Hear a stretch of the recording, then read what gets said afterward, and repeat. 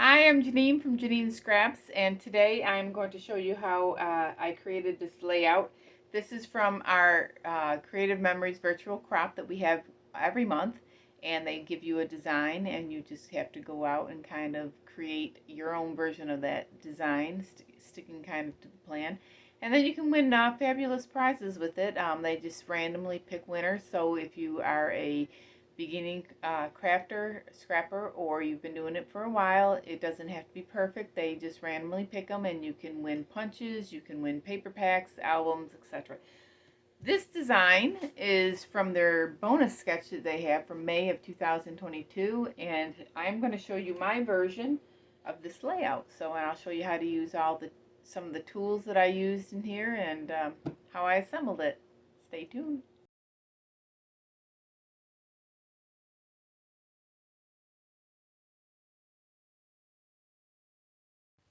So to make our border, we're going to start off by just punching our roses out. I'm going to use our freestanding border punch. This makes a continuous 12-inch punch. So you line your paper up, putting the edge of the paper in alignment with these black markings. And as you punch along, you'll see that there are outlines of the image. You just stick it in where the black dot lines are, punch, slide your paper along, matching your pattern up with what you just punched, and you continue to slide along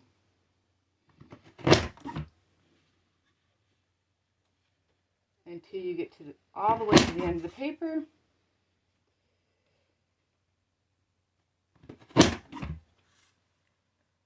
And you come out with a continuous 12-inch border.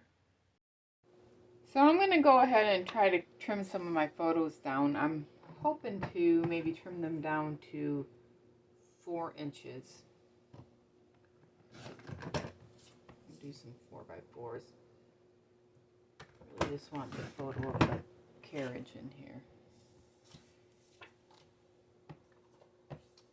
Should easily trim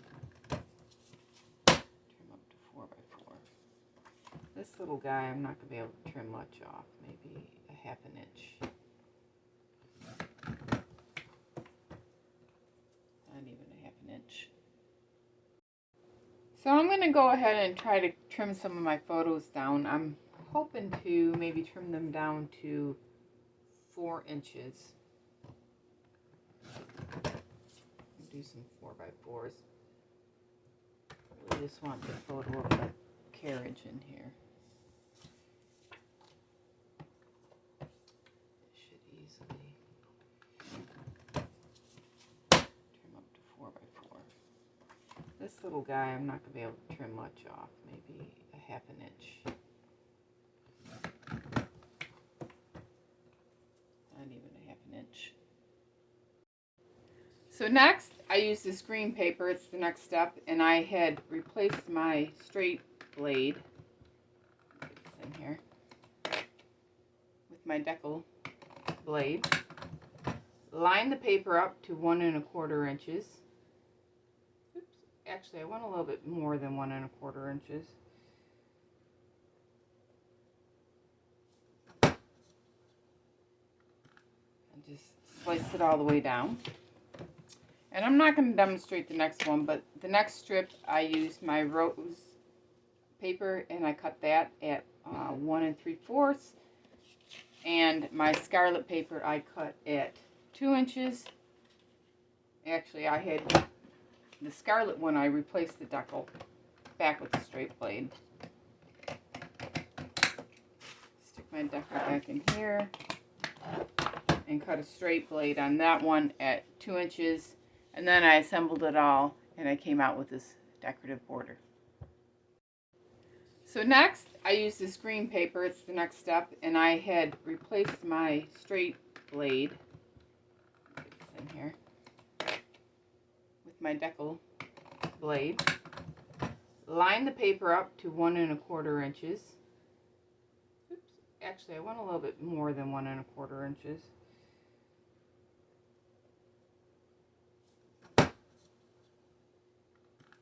Just sliced it all the way down.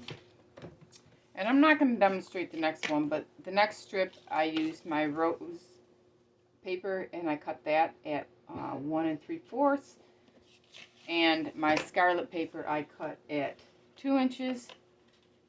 Actually, I had the scarlet one, I replaced the decal back with the straight blade. Stick my decal back in here and cut a straight blade on that one at 2 inches, and then I assembled it all and I came out with this decorative border. So I'm going to go ahead and try to trim some of my photos down. I'm hoping to maybe trim them down to 4 inches. Do some 4x4s. I really just want the photo of the carriage in here. Should easily trim up to 4x4. This little guy I'm not going to be able to trim much off, maybe a 1/2 inch. Not even a 1/2 inch. And I cut 2 mats so far. This one is a 4-inch square, and this one is a 4x6, 4x4 and 4x6. They're just usually, when I mat my photos, a 1/4 inch bigger than the photo itself. So this photo is 3 3/4 by 3 3/4, and this one is 5 3/4 by 3/4. So I have one more photo that I want to add to this layout.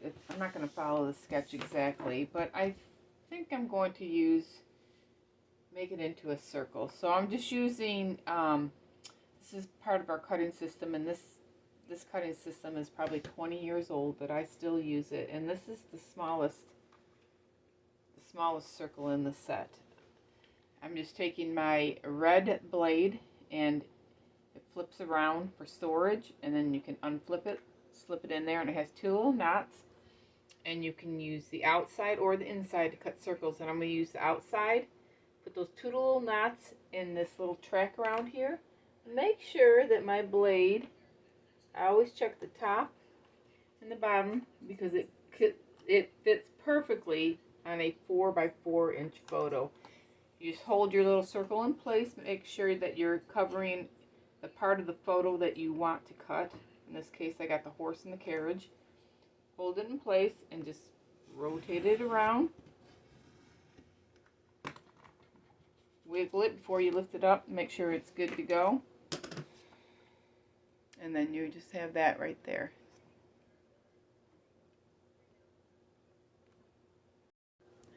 So I'm going to make a mat for my circle using the same small circle of the cutting system, and this time I'm going to use the green blade. Same procedures.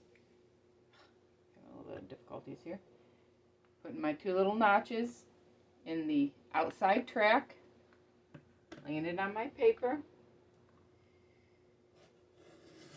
Just follow it around. It's not really hard. I don't think I give it a little jiggle. And now I have a perfect, I think it cuts 1/16 of an inch, and I can perfectly mat my circle. I'm going to put that on my page. This is not assembled, but I'm just slowly building this page of how I want this. And I think I'm going to put this down there. Okay, going back, I have decided that I do want to mat this other photo that's way over here. So that is also a, I think that is a 4, actually this one is going to go 3.5 by 4 inches. Is that right? I can always check when I'm in here. Yeah. This is a smaller photo. I'm going to cut off 1/4 inch on this photo as well. So this one is just a bit smaller. And then I'm going to mat it on here. Just taking our little tape here, just add in a little. Oh, this one's my repositional tape. Just mat's in there, center it in there, eyeball it, wiggle it down. And now I think I'm ready to assemble this. I need to make a journaling box, and then I should be good to go. So I think I'm going to start just kind of laying out how I want this to go. This is part of our shabby chic collection that we had, and I'm just going to start kind of laying this out to see exactly how I want this to lay out. I might even switch this around a little bit because my flower goes that way. Oh, I never did mat this either. Just kind of lay it down there, eyeball it.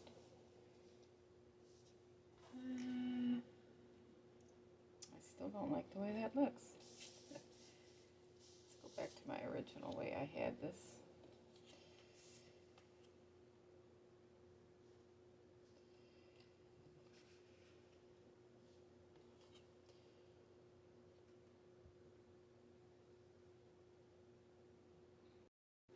So I've got most of this laid out. Nothing is taped down yet, and I'm just going to go through with our 5-leaf punch, and I'm looking for a few more embellishments to add to this page. I'm not sure if this is what I want to use or not, but I'm just going to kind of tuck some extra leaves around, see how that looks.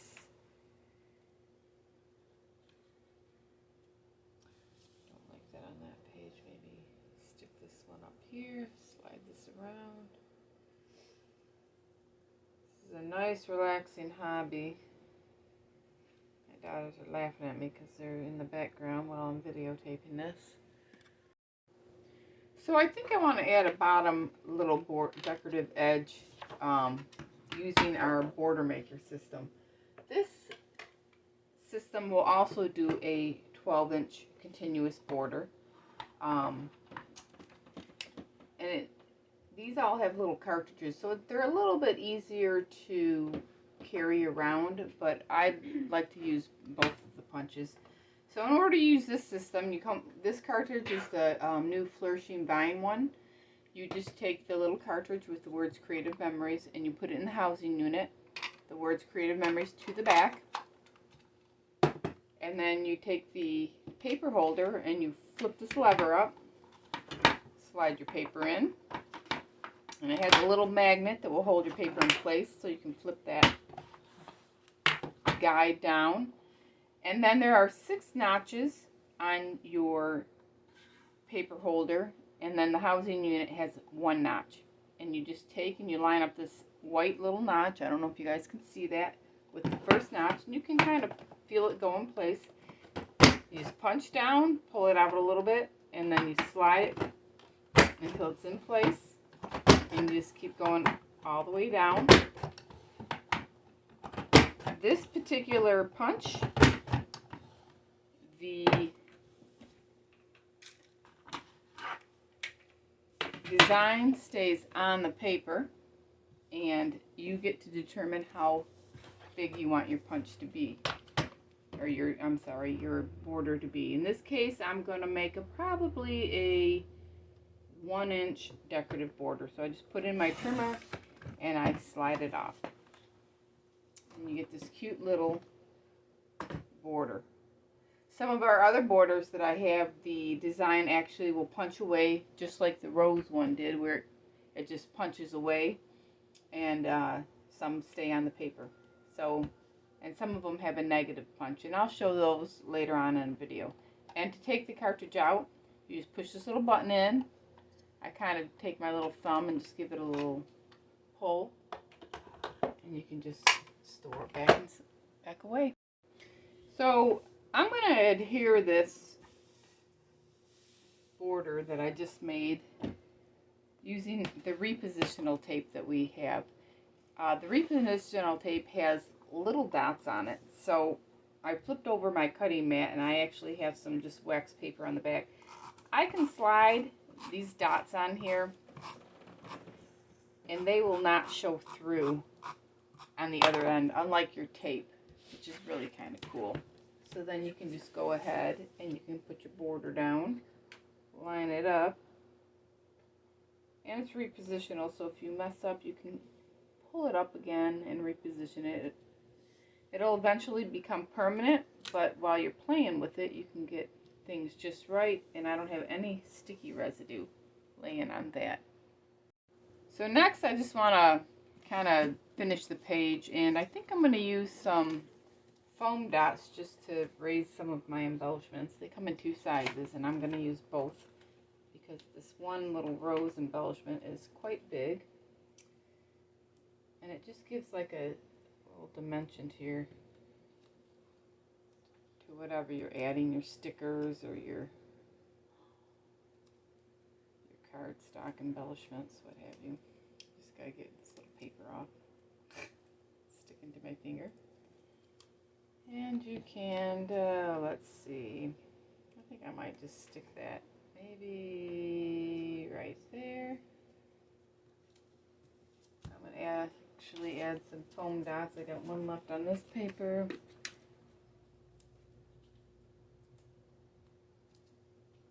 Foam squares, foam dots.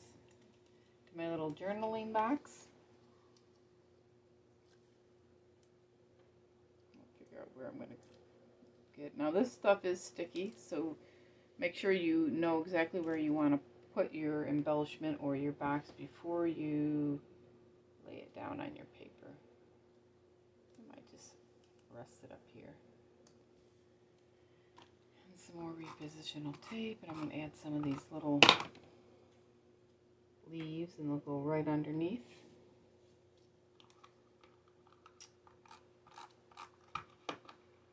And if you do get any of this residue on your desk or your workspace, you can just kind of rub that off.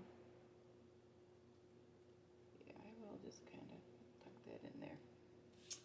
And so there is my finished page. And this is from our virtual crop that we've got going on right now. It's one of the bonus pages. Well, thank you for joining me tonight. I had fun teaching this class, and you can join us every month at the virtual crops. They're the second weekend of the month. They put on 6 sketches plus usually a bonus sketch or 2, and you can win fabulous prizes, and you can start preserving your memories and getting them out of shoeboxes and into albums. So thank you for joining me, and have a great night.